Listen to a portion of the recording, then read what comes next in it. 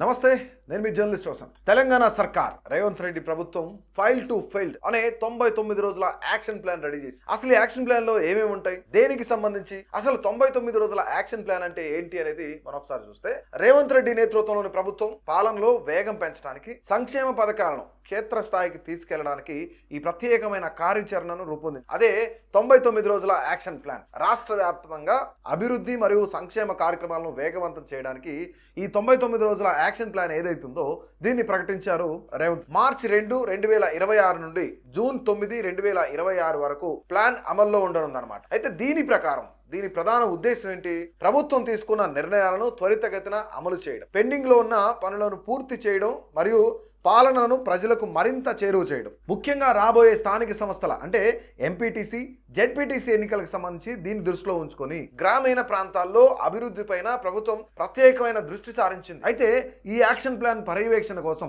ప్రభుత్వం ఒక ఉన్నత స్థాయి మంత్రుల సబ్ కమిటీని కూడా నియమించింది. ఉప ముఖ్యమంత్రి మరియు ఆర్థిక శాఖ మంత్రి మల్లు భట్టి విక్రమార్క అధ్యక్షతన ఈ కమిటీ పనిచేస్తుంది. ఇందులో మంత్రులు ఉత్తమ్ కుమార్ రెడ్డి, దుద్దిళ్ల శ్రీధర్ బాబు, పొంగులేటి శ్రీనివాస్ రెడ్డి సభ్యులుగా ఉన్నారు. ప్రతి శాఖలో నిర్ణీత గడువులోగా లక్ష్యాలను చేరుకునేలాగా ప్రణాళికలు కూడా సిద్ధం చేయాలని సిఎస్ అంటే చీఫ్ సెక్రటరీ రామకృష్ణారావును అన్ని విభాగాల అధికారులను ఆదేశించారు. ఈ ప్రణాళిక ప్రధానంగా ఫైల్ నుండి ఫీల్డ్ వరకు, ఫైల్ టు ఫీల్డ్ పాలనను తీసుకెళ్లడం మరియు క్షేత్రస్థాయిలో మార్పులు తీసుకురావడం పైన దృష్టి పెడుతుంది. ఎన్నికల హామీలు మరియు ఇతర ముఖ్యమైన సంక్షేమ పథకాలను ప్రజలకు నిర్ణీత గడువులోగా చేరవేసేలా చూడటం, గ్రామాలు, పట్టణాల్లో పెండింగ్ లో ఉన్న మౌలిక సదుపాయాలు ఏవైతున్నాయో, మౌలిక వస్తువులు ఏవైతున్నాయో వీటన్నిటిని కూడా, ఈ పనులన్నింటినీ కూడా త్వరితగతిన పూర్తి చేయాలి. ముఖ్యంగా పారిశుద్ధ్య డ్రైవ్లు, రోడ్ల మరమ్మతులు మరియు పెండింగ్ ప్రాజెక్టుల పైన ప్రత్యేకమైన శ్రద్ధ చూపనున్నారు. అయితే ప్రతి నియోజకవర్గంలో 100 తెలంగాణ పబ్లిక్ స్కూళ్లను ప్రారంభించడం, పాఠశాల మరమ్మతులు మరియు ఆరోగ్య సేవల విస్తరణ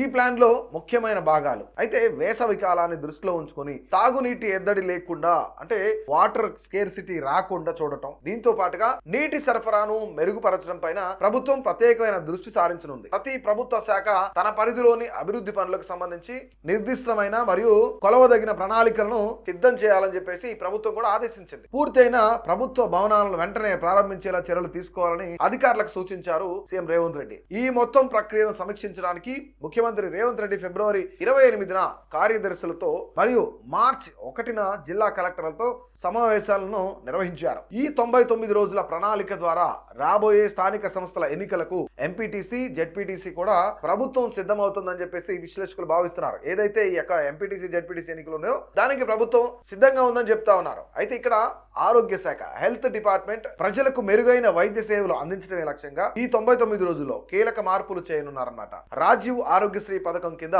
చికిత్స పరిమితిని పెంచడంతో పాటు నెట్వర్క్ ఆసుపత్రులకు కూడా ఇక్కడ ఆ నెట్వర్క్ ఆసుపత్రులకు సంబంధించి ఉన్న పెండింగ్ బిల్లులు ఏవైతున్నాయో వీటన్నిటిని క్లియర్ చేయాలనేది ప్రధాన ఉద్దేశంగా పెట్టుకున్నారు. అయితే ప్రభుత్వ ఉద్యోగులు మరియు రిటైర్డ్ ఉద్యోగుల కోసం నగదు రహిత అంటే క్యాష్ లెస్ చికిత్స అందించే కొత్త హెల్త్ కార్డుల పంపిణీని వేగవంతం చేయడం, ప్రభుత్వ ఆసుపత్రుల్లో మందుల కొరత లేకుండా చూడటం, దీంతో పాటుగా ప్రాథమిక ఆరోగ్య కేంద్రాలు అంటే ప్రైమరీ హెల్త్ కేర్ సెంటర్స్ ఏవైతున్నాయి వీటన్నిటిని కూడా మరమ్మతులు పూర్తి చేయాలనేది ఈ 99 రోజుల ప్లాన్ లో ఒక భాగం. అయితే ఇక వ్యవసాయానికి సంబంధించి అగ్రికల్చర్ డిపార్ట్మెంట్ నుంచి కూడా వానాకాలం సీజన్ ప్రారంభానికి ముందే రైతులకు పెట్టుబడి సాయం అందించేలా కసరత్తు పూర్తి చేయడం, 2 లక్షల రూపాయల రుణమాఫీకి సంబంధించి అర్హులైన రైతుల జాబితాను క్రమబద్ధీకరించడం, దాంతో పాటుగా పెండింగ్ లో ఉన్న సాంకేతిక సమస్యలను పరిష్కరించడం, ఖరీఫ్ సీజన్ దృష్ట్యా రాష్ట్ర వ్యాప్తంగా నకిలీ విత్తనాల నియంత్రణ మరియు ఎరువుల ముందస్తు నిల్వను సిద్ధం చేయడం వ్యవసాయ రంగానికి సంబంధించిన ప్రధానమైన అంశం. ఇకపోతే ఎడ్యుకేషన్, ప్రతి నియోజకవర్గంలో ఒక పబ్లిక్ స్కూల్ చొప్పున 100 పాఠశాలల్లో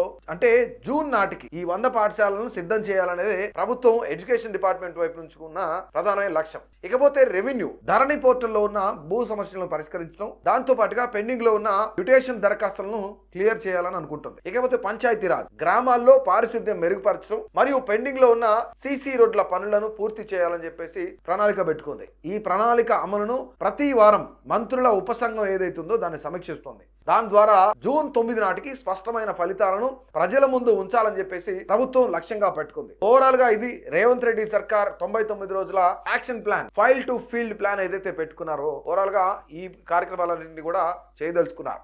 ఎడ్యుకేషన్, హెల్త్, రెవెన్యూ. అయితే ఇక్కడ ప్రతిదీ కూడా ప్రతి డిపార్ట్మెంట్ నుంచి కూడాను ప్రజలకు మంచి చేయడమే లక్ష్యంగా ఈ సర్కార్ ముందుకెళ్లాలని భావిస్తుంది. సో రేవంత్ రెడ్డి ప్రభుత్వం ఈ 99 రోజుల ప్లాన్ పైన మీ అభిప్రాయాన్ని అయితే తప్పకుండా తెలియజేయండి.